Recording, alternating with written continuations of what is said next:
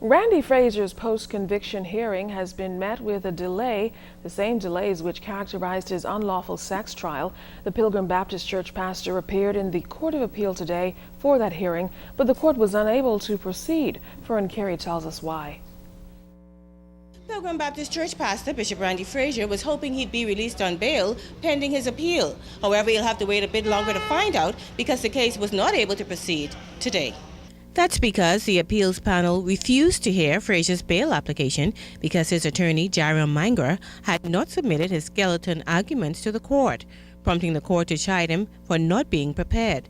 Now, the court indicated that it would have heard the matter if it was a case of habeas corpus, in which a defendant was seeking to be released from unlawful detention. But as that was not the case, the panel adjourned the matter instead to December 16th.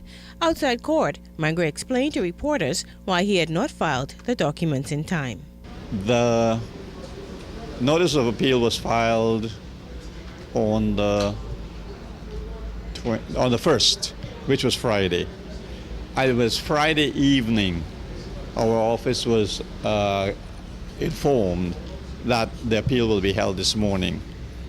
And even though I, on behalf of the convict, had prepared skeleton arguments, we just didn't have them filed and ready for the court this morning itself. And as you heard me say to the court, we could have them, the written skeletons, by this afternoon, because they have been prepared, but the court was not prepared to hear us.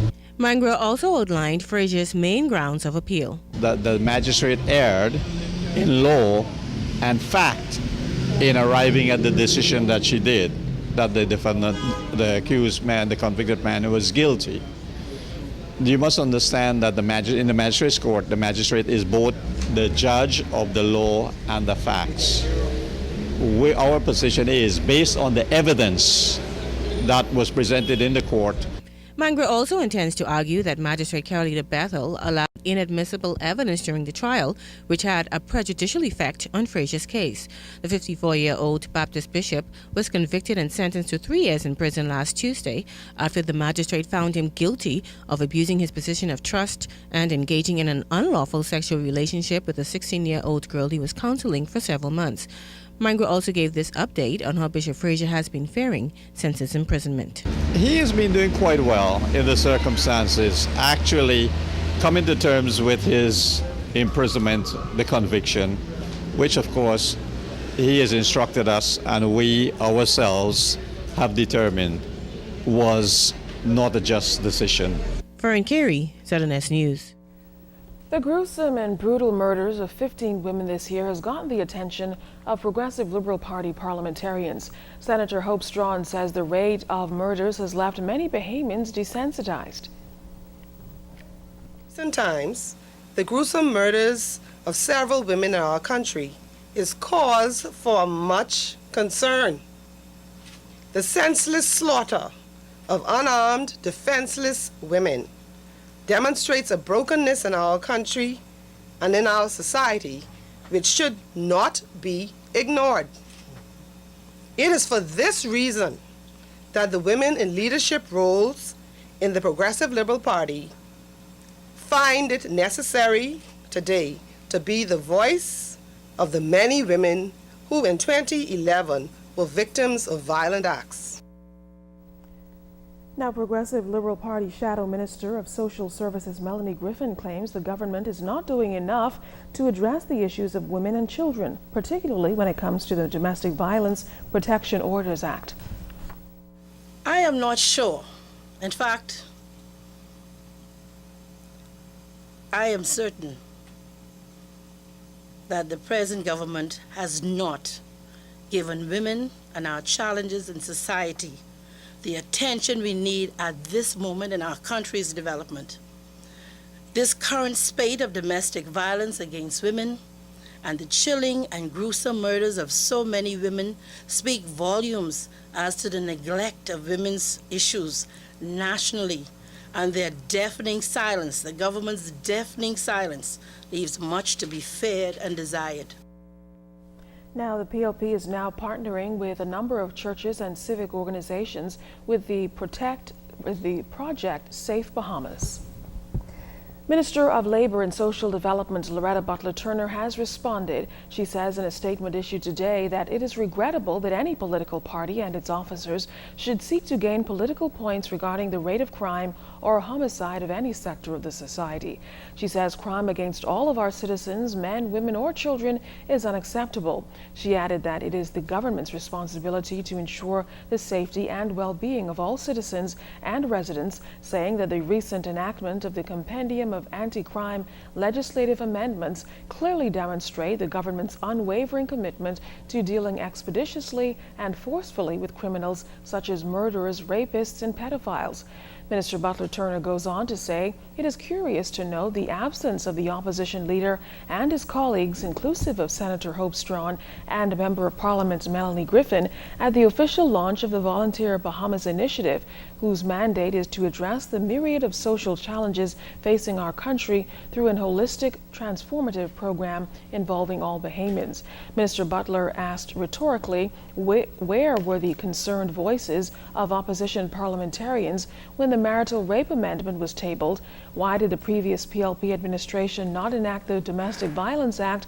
And why would the opposition encourage women to vote against themselves in terms of an amendment geared toward enhancing the equality of and non-discrimination against women during the referendum of 2002? BTC, the nation's telecommunications carrier, is introducing its new 4G system tonight at the Mall Marathon. Our Alto V's Munnings is live from there tonight. Hello, Alto. Good evening, Keishla. Good evening, Bahamas. I'm now at the brand new BTC 4G store, and Prime Minister Hubert Ingram just started 4G here in the Bahamas, and joining me live right now is Prime Minister Ingram. Mr. Ingram, thanks for joining us this evening. Tell us, how proud are you now that BTC can finally make 4G available to the Bahamas? Oh, extremely proud. This is as a result of all the work that's been done in the Bahamas over the many years, and the new technology that's come on stream, and the experience and marketing of cable and wireless. We are now moving to a point where others in the world are. This is one of the things I envisaged for the Bahamas, and I'm very grateful to them, and I'm grateful to the staff of BTC, and we look forward to a continuation of this in terms of our advancement for the future. And was that one reason why you would encourage Bahamians to take advantage of 4G? I'm not going to sell 4G. Bahamians are going to want 4G, not because of what I say, but because of what it can do for them, that they are able to do their banking from their cell phone, they're able to watch their favorite sporting game, they're able to do all manner of things on their 4G. And so I expect Bahamians, like others in the world, will take great advantage of it. Thank you, sir. Thank you. And that was Prime Minister Ingram telling us how excited he is about 4G. And joining me now is the Vice President of the Bahamas Telecommunications Company for Brand and Marketing, Marlon Johnson. And Mr. Johnson, I know that 4G was a dream of cable and wireless line, BTC, for quite some time now. Tell us exactly how can Bahamians take advantage of the new system? Well, first of all, I want to let people know that even if you don't use the internet, if you don't use the mobile internet, you still have you're going to have a much better experience. Your voice calls will be a lot crisper and clearer. Your texting will go through a lot easier. So it's a brand new network that we're installing from Grand Bahama right down to Inagua. But the most important thing is that it allows you to get on the internet on your cell phone. And that means that you can enjoy the internet on the move as if you were on a landline. So it's a brand new experience for all Bahamians, and we're very proud because we have a brand new cellular network that we're activating today. And in the short time we have, Mr. Johnson, can you tell us exactly about this new store that was officially unveiled this evening? We want everybody to come in tomorrow and through the rest of the week. We have a brand new retail center for anything you need. We have phones starting at $29, straight up to the big phones at $700, $800. We have phones that can get you online for just over $100. So come down to the brand new retail experience just to see it. You won't believe it unless you come down and see it. Thank you so much, Mr. Johnson. Thank you. Always good to see you. Good to see you too. And that was the Prime Minister as well as Mr. Marlon Johnson, BTC executive, telling us more about 4G, Keishla, and take it from me, it's a new system that all Bahamians would want to experience. Reporting live from BTC's brand new retail store at the Mall at Marathon, I'm Alto V's Munnings, ZNS News. Back to you, Keishla. Thanks, Alto. Well, the Yuletide season was ushered in at the Princess Margaret Hospital today with the annual visit of the Governor General of the Bahamas, His Excellency Sir Arthur Folkes, and Lady Folkes. Arjania Noel was there. In true Christmas spirit, Governor General Sir Arthur Folks and Lady Folks made the traditional visit to the Princess Margaret Hospital, bringing greetings to the staff and patients there.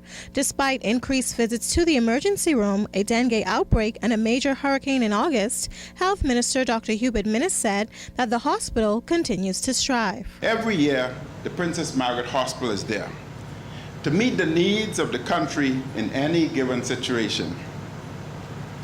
On behalf of a grateful nation, I want to commend the Princess Margaret team for their commitment and tireless efforts in providing an essential service to the people of the Bahamas.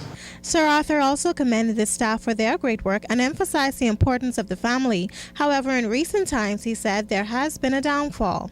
All of these values have to some extent been eroded by new ideas of selfishness and self-seeking as the prime value and objective of life.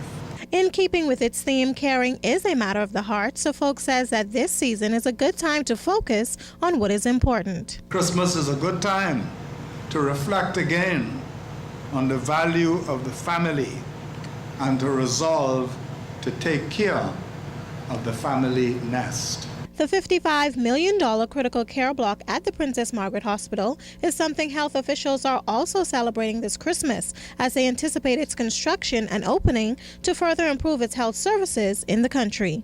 Janaea Noel Ferguson, ZNS News.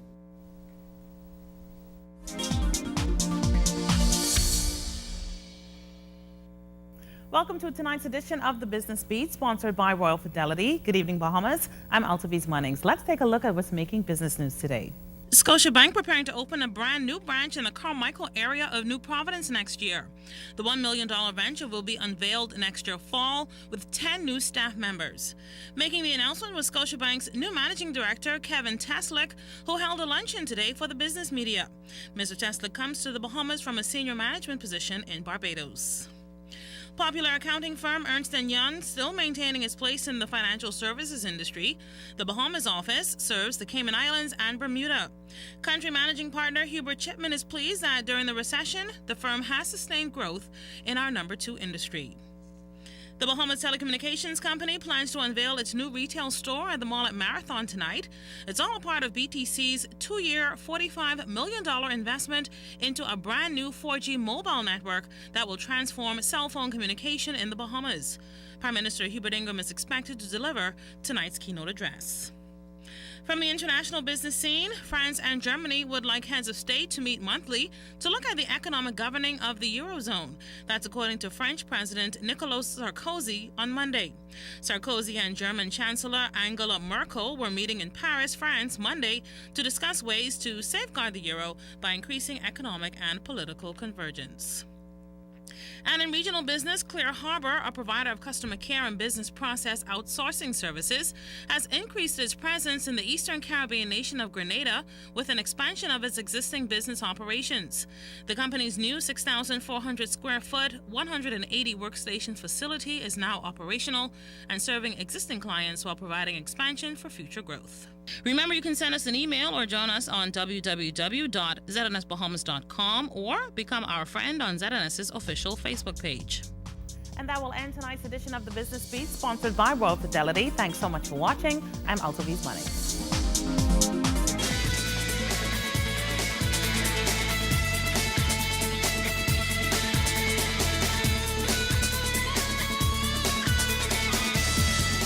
It's time for today's Doctor's Hospital Health Tip.